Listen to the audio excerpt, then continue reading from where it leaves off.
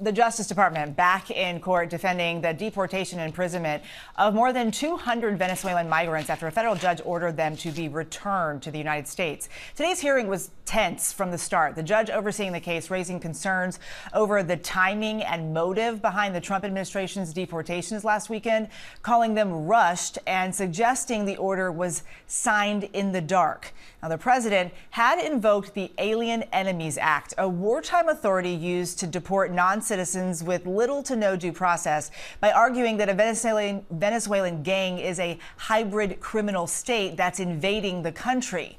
Let's bring in ABC News investigative reporter Olivia Rubin for more on this. Olivia, what happened at today's hearing?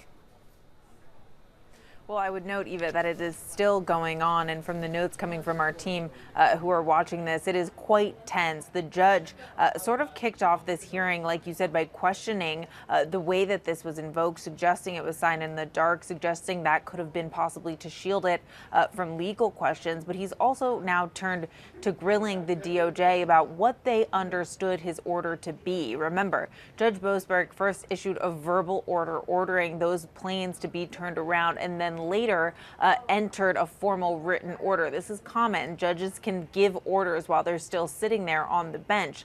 So the judge is asking the DOJ, did you understand what I said when I issued that verbal order? At one point, he even asked, did you think I was being hypothetical? But what's important here is that the DOJ, the lawyer representing them in court today, is saying he understood that order to be an order. Now, that contradicts what DOJ has previously said, and it contradicts potentially what President Trump's own press secretary, Caroline Leavitt, has said in her briefing. She said that there could be some legal discrepancy between a verbal order and a written order, and that their team was looking into that. So it does seem like the DOJ, this lawyer representing them there today, has in a way confirmed that they did understand in that moment for there to be an order that those planes should turn around, though, of course, that did not happen. And the Trump administration is considering using something called the state secrets privilege to prevent this judge from learning more about these deportations. What is that exactly?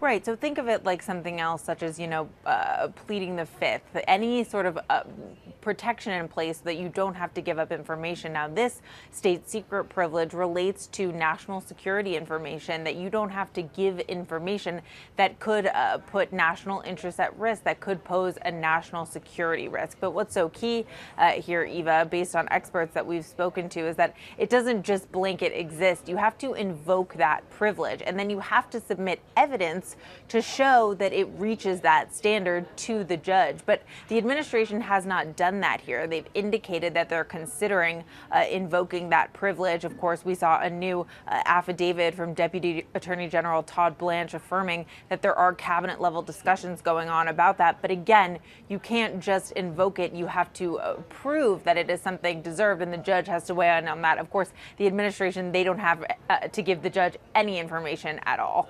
An ongoing story I know you will continue to follow. Olivia Rubin, thank you.